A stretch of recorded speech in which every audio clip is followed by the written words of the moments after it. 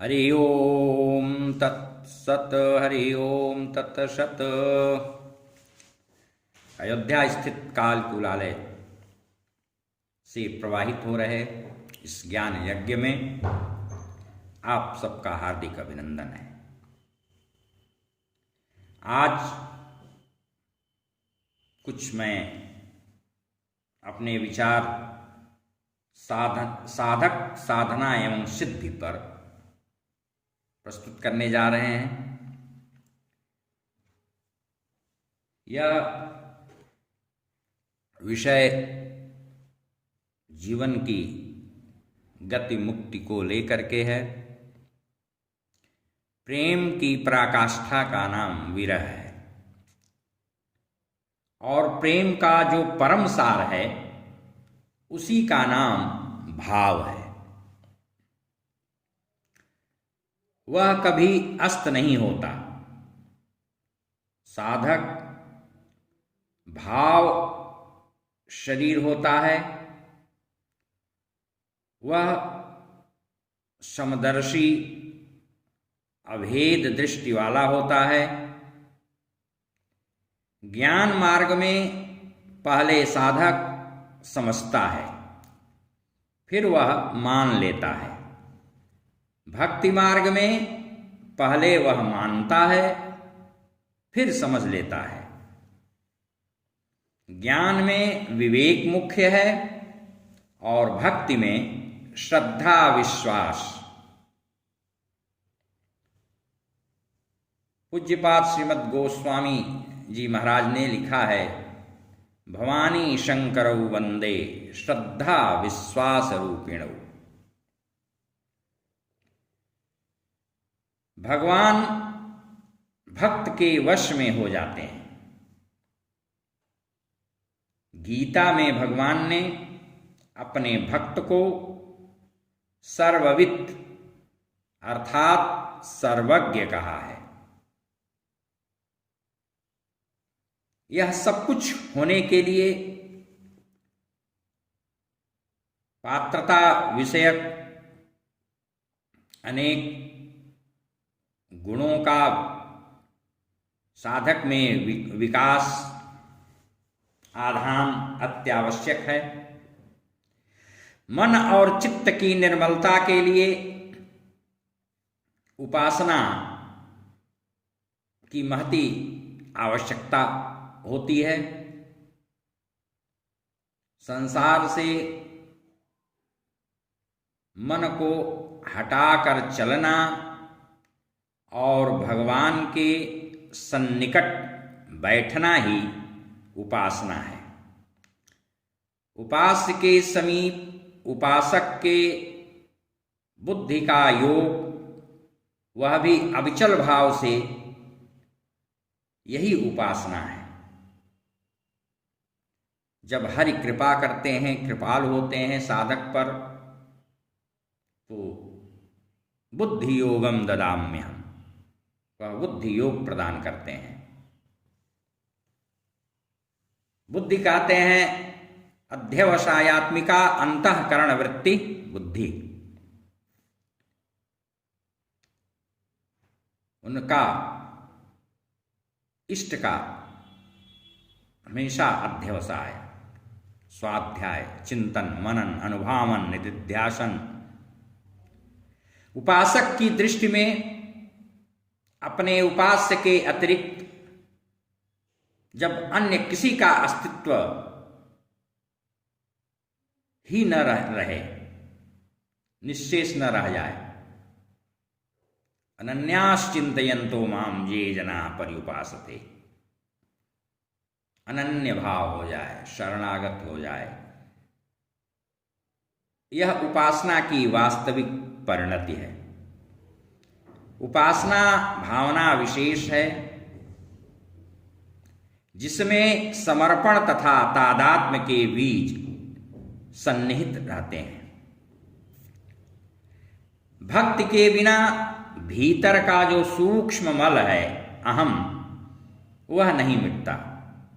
अहम के रहते मतभेद और मनभेद भी नहीं मिट पाते हैं। वह उभरते रहते हैं, उत्थित निपतित होते रहते हैं हृदय में। एक पांच भौतिक शरीर होता है जिसे भोगायतन कहा गया है, और एक अव्यक्त भाव शरीर होता है। भक्ति भजन भाव शरीर से ही होता है। भजन नाम प्रेम का ही है। शुद्ध प्रेम भाव शरीर से ही होता है। व्यक्ति जब तक शरीर के साथ अपना संबंध मानता है तब तक वह साधक है, और शरीर का संबंध सर्वथा छूटने पर वह सिद्ध हो जाता है। इसलिए देवो भूत्वा जजेत देवम, दिव्याराधन देवाराधन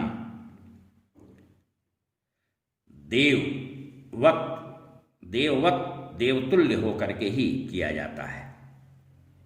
कामना और वासना दोनों केवल भजन का ही होना चाहिए। संसार और शरीर दोनों नित्य परिवर्तनशील और क्षीयमाण हैं।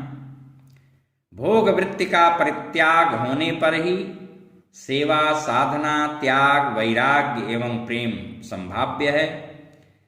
विषयों का चिंतन करने वाले की उन विषयों में ही निपुणता और आसक्ति होती जाती है। अतः इंद्रियों को विषयों की ओर से हटाकर अर्थात बहिर्मुख से अंतर्मुखी करने का सतत सत्प्रयास करना ही साधना का प्रथम सोपान है।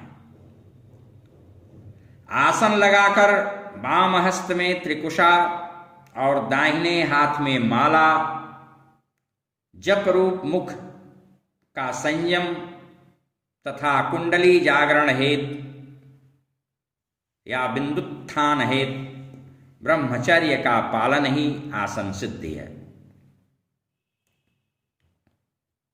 कहा गया है मरणम बिंदुपातेन जीवनम बिंदु धारणात्। ऊर्ध्वरेतस होने का हमेशा संयमित प्रयास होते रहना चाहिए। योग दर्शन अर्थात अष्टांग योग में यम और नियम ये दो बहिरंग हैं, अवशिष्ट 6 अंतरंग हैं। अष्टांग योग के द्वारा भी शरीर की भौतिकता दिव्यता की ओर साधक अग्रसर होता है और शरीर की भौतिकता दिव्यता की ओर उन्मुख होने लगती है, उदग्र होने लगती है। सही आसन से और आसन सिद्धि से पृथ्वी की अधा आकर्षण शक्ति साधक को प्रभावित नहीं करती। फलतः वैदिक प्रणाली के बिंदु की उत्थिति या तांत्रिक पद्धति के कुंडलनी जागरण में बाधा नहीं होती है। नित्य प्राणायाम भी साधक हेतु अत्यावश्यक होता है। इससे शरीर के सभी वायु चक्र सक्रिय हो जाते हैं, अस्तु शरीर में स्वच्छ वायु का संचार हो जाता है। नित्य प्राणायाम से ब्रह्मरंध्र का भेदन भी सहज सुकर होता है और साधक स्वस्थ दीर्घजीवी होता है। इससे सभी प्राण, कोश और चक्र परिपुष्ट होते हैं, सक्रिय होते हैं। वैश्वानर भी शुद्ध सक्रिय होकर अन्न को पचाते हैं।